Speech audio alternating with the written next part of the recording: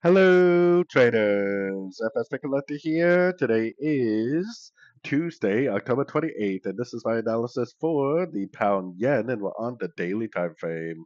So on the daily time frame, we got a nice little lower high right here. We are looking for a possible end of a wave B on the weekly time frame, and if the wave B does end, it would likely be the beginning of a several month long downtrend, making hundreds and hundreds of pips.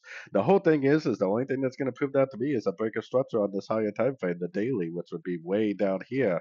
We cannot rule out the possibility that this is just a pullback to this last impulsive up, and it ends up making an ABC three-way pullback, and then just continues the uptrend.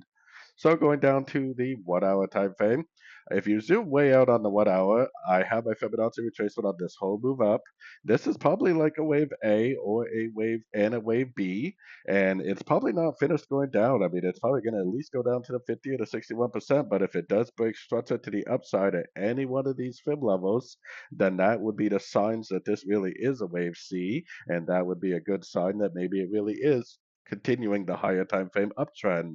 If this is really a reversal on the weekly time frame, though, it will not break structure to the upside at a fib level, but instead it will continue to make lower lows, lower highs, eventually going all the way down here and giving us a break of structure, telling us that this big wave B on the weekly time frame is complete.